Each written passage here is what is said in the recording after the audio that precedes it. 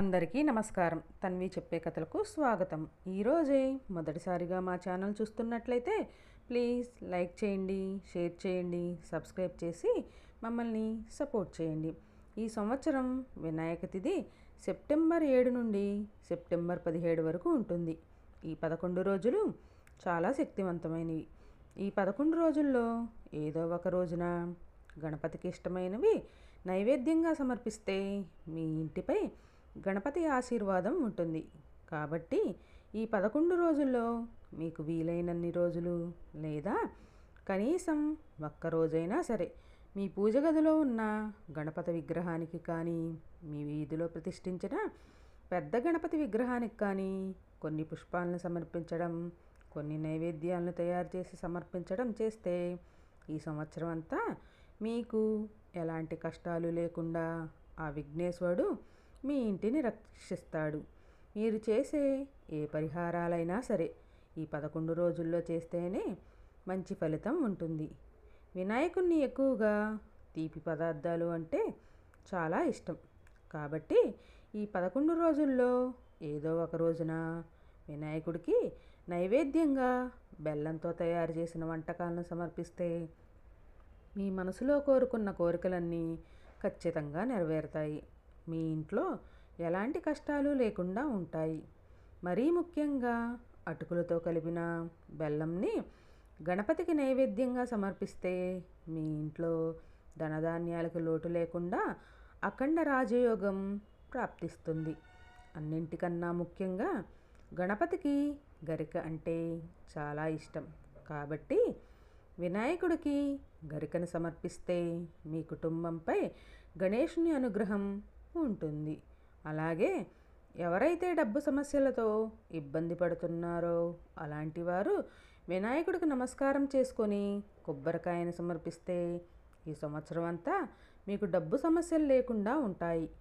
అలాగే చెరుకు గడల్ని నైవేద్యంగా సమర్పించిన డబ్బు కష్టాలు ఉండవు. అప్పుల సమస్యలన్నీ తొలగిపోతాయి. అలాగే మీ ఇంటికి అష్టైశ్వర్యాలు లభించాలన్నా, మీ కుటుంబం అంతా ఆయురారోగ్యాలతో సుఖ సంతోషాలతో ఉండాలంటే ఆ గణపతికి పాయసాన్ని నైవేద్యంగా సమర్పిస్తే ఆ వినాయకుని ఆశీర్వాదం మీ కుటుంబంపై ఉంటుంది.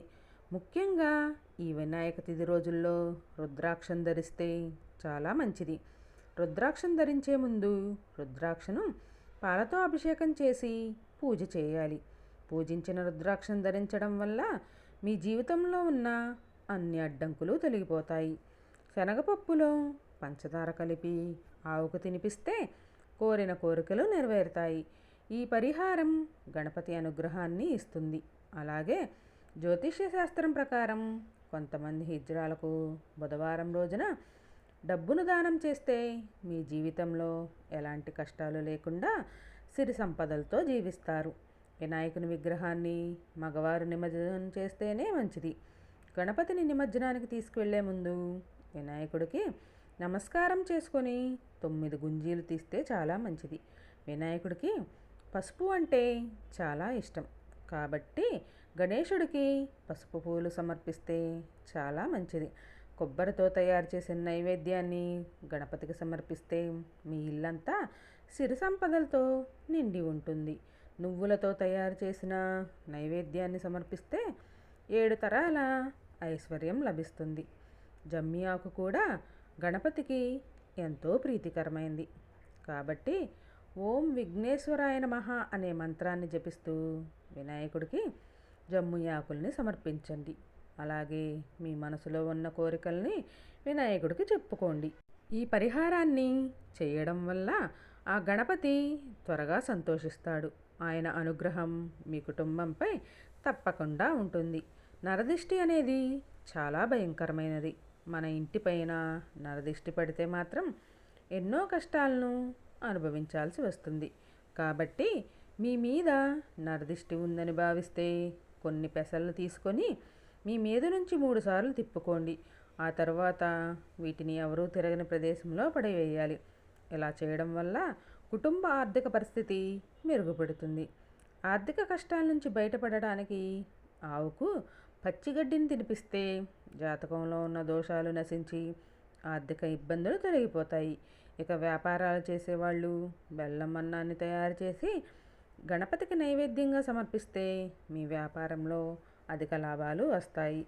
వ్యాపారాల్లో డబ్బు నష్టాలు లేకుండా లాభాలు పెరుగుతాయి. అలాగే మీరు చేసే పనుల్లో ఎలాంటి ఆటంకాలు రాకుండా ఉండాలంటే వినాయకునికి అరటిపండులను సమర్పించండి. వినాయకుడికి ఎర్ర పూలతో పూజ చేస్తే మీ కష్టాలన్నీ తీరిపోతాయి. ఎర్ర మందారం అలాగే గన్నేరు పూలంటే వినాయకుడికి చాలా ఇష్టం. కాబట్టి మీ ఇంట్లో ఉన్న కష్టాలన్నీ తీరిపోయి మీ ఇంట్లో సంపద పెరగాలంటే మందార పూలతో కానీ గన్నేరు పూలతో కానీ గణపతిని పూజించండి. జిల్లేడు పూలతో గణపతిని పూజిస్తే తొందరగా కరుణిస్తాడు. గణపతిని పూజించిన ఈ పూలను మహిళలు తలలో పెట్టుకుంటే చాలా మంచి జరుగుతుంది. గణపతి పూజలో తెలుపు రంగులు ఉండే పువ్వులు ఉపయోగించకూడదు. గణపతికి శనగలు అంటే చాలా ఇష్టం.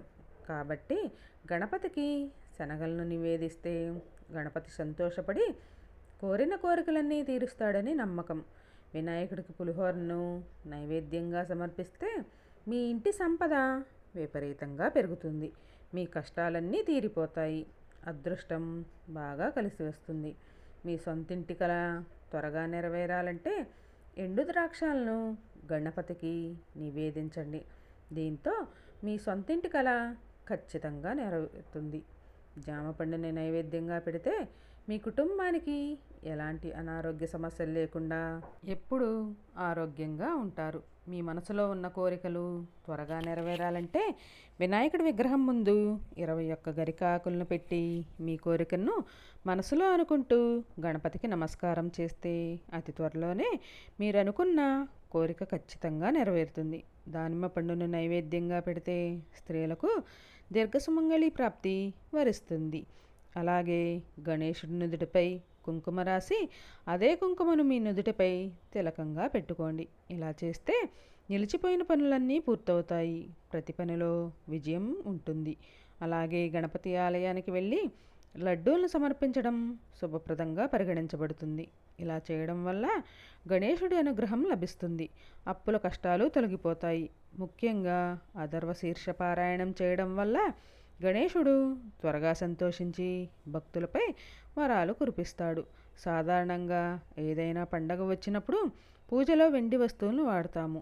అయితే వినాయక పూజలో మాత్రం వెండి వస్తువుల్ని అస్సలు ఉపయోగించకూడదు.